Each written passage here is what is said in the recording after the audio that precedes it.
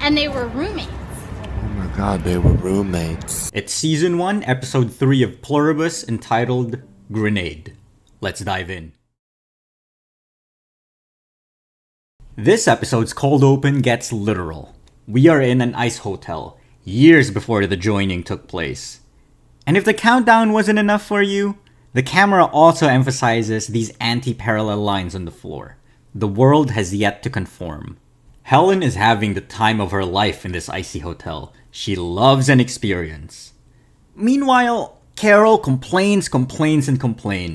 She's like an energy vampire. But then Helen points out that this is perfect for Carol, because Carol loves feeling bad. This is completely your bag. You love feeling bad. Carol can't even properly celebrate Waikaro being a bestseller. But like closer to 11 or closer to 20? Carol's complaints, her dissatisfaction. She wears it like armor. She wraps herself with it. Literally. Look at her scarf. She warms herself with a purple scarf. Purple is the most prominent color in Carol's Waikaro novels. Novels that she hates. And from this, the show has kind of relegated the color purple as the antithesis of happiness. Purple is the color of discontent. And Carol chooses to warm herself with purple because she loves to feel bad, as Helen says. And what color do the northern lights eventually turn into here? Oh, it's turning purple. The northern lights turn purple, reflecting Carol's dissatisfied state of being. But something subtle happens. Carol acquiesces and joins Helen. She watches the northern lights with her wife. And as the camera zooms into Carol's face, we see these subtle hints that she's not as unhappy as she acts. There are nuanced shades of contentment and comfort painted on Carol's expression. The northern lights may have turned purple, but their colors are in perpetual change. What was once purple is now lighting Carol's face with hues of green. Carol's outlook, Carol's colors ebb and flow, just like the northern lights. Carol is not as purple as she presents herself to be. She has hues of green. This reminds me of Carol's unpublished novel. You really think Bitter Chrysalis is that good? Like the northern lights, Carol changes from purple to green. Almost as if she's undergoing a bitter chrysalis, a transformation out of a bitter state. Thus far, the show has established Carol and Helen as complementary opposites. Carol is dissatisfied with her works, yet she almost revels in this dissatisfaction. You love feeling bad. And Helen is the one to call her out on it, out of love. Oh, how I hate all those paying customers showering me with love and respect. The two of them love each other for who they are, warts and all. They balance each other. In the ice hotel, they get to stay in the koi suite. The koi suite. I'm pulling this analysis out of Avatar. Koi fish are symbols of balance. Yin and yang. Tui and la. Push and pull. Carol pushes away the concept of happiness. She guards herself with inauthenticity and warms herself with purple. But she has Helen to pull her back in. Helen pulls Carol back and shares the joys of living with her. Carol has Helen to rebalance her. Carol pushes, Helen pulls, and the balance in Carol's life is maintained. Unfortunately, this fleeting moment that Carol tried to sour will eventually turn into a bittersweet memory. In Norway, above the Arctic Circle. And Like the lone koi fish on the suite entrance, Carol will find herself alone, without the one who balances her. Let's go back to the present day. It's been 3 days since the world went all topsy-turvy. 3 days of Carol dealing with the fallout either in Albuquerque or in Spain. She's barely had the time to properly mourn Helen. Not that she's the type of person to express herself authentically, but dealing with the apocalypse while holding in her grief, it can feel suffocating. It can make anyone explode. You ever rot in your room binging TV shows? A frown is just a smile turned upside down. Or have you ever rot in your room eating junk? Every meal is a choice, according to the Sprouts grocery store. After some hive mind logistical wizardry, Sprouts now suddenly has aisles upon aisles of offerings, an abundance of choices all for one person. But if every meal is a choice, what does it mean when Carol chooses a frozen dinner? Carol doesn't have Helen to rebalance her. In Carol's new unbalanced reality, she found her coping mechanism, rotting on her sofa, eating the saddest meal in Albuquerque, and binging the Golden Girls. The smile turned upside down.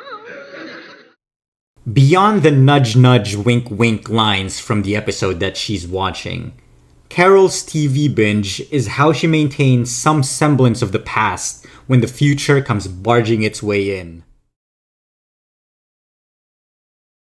Let's pivot here and take a look at the gift that Helen got Carol for the end of the book tour. A massage gun that Carol refused to get herself because it was too expensive. Again, another showing of how Carol loves feeling bad and how Helen reels Carol back into balance. The branding on the packaging is quite ironic. Relieves pain, reduce stress. Y'all, this is false advertising. This Theragun, or more specifically, the Hive accessing Helen's memories to give Carol this Theragun. This accomplishes the exact opposite of the package's promises. You're gonna forget everything you know about Helen. Get her out of your head. Heads.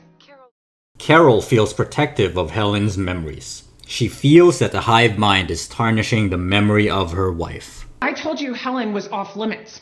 There's a gaping lack of human intuition on the hive's part to think that this would cheer Carol up.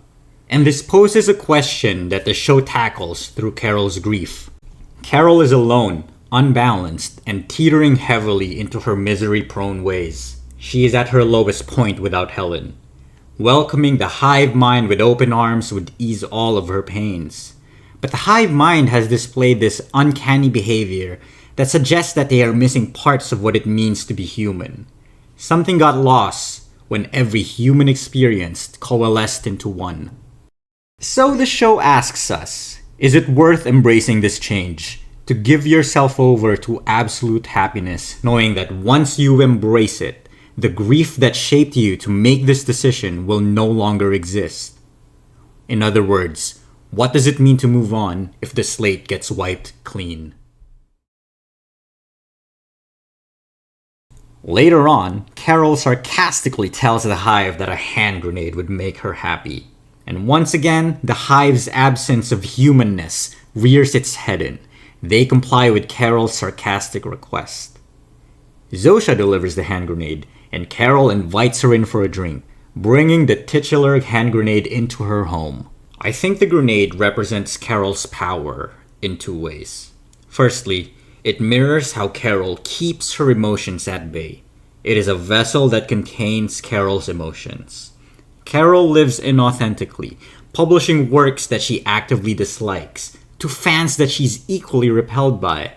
She hides her true self from the world, crafting emotional armor for safety. Put George Clooney. It's safer. She has been unable to properly mourn Helen, resorting to binge rotting instead. This grenade reflects all the explosiveness that's bound to burst out one way or another.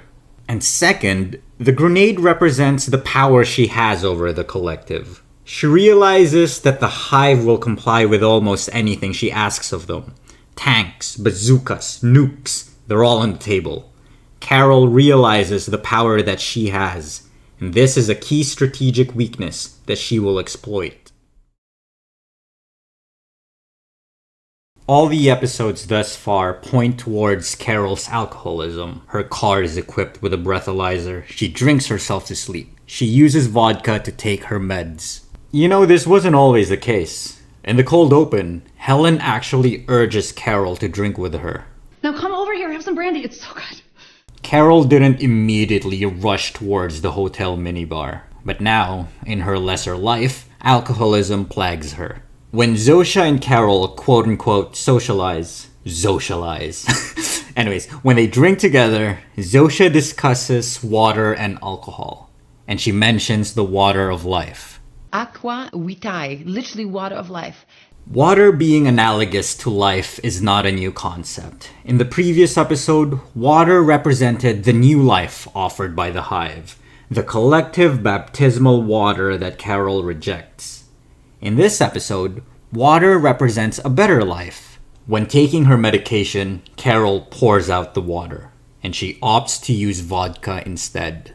And in their socializing sessions, Zosha discusses the etymology of vodka. The word vodka is a diminutive of voda, meaning water. Zosha informs us that vodka is a diminutive of vada. Being the diminutive of a root word means to be the smaller, lesser version of the root. For example, the root word duck has a diminutive, duckling, a smaller, lesser duck. The root word book has a diminutive, booklet, a smaller, lesser book. Vada, the root word, means water, and vada's diminutive, as Zosha said, is vodka, the lesser version of water. Vada, water, is life, and vodka is the lesser version of life. A lesser life that Carol chooses. Every meal is a choice, but so is every drink. Without Helen's balancing, Carol lives a lesser version of her life. That'll do it for me. See you all on the next episode. Bye-bye.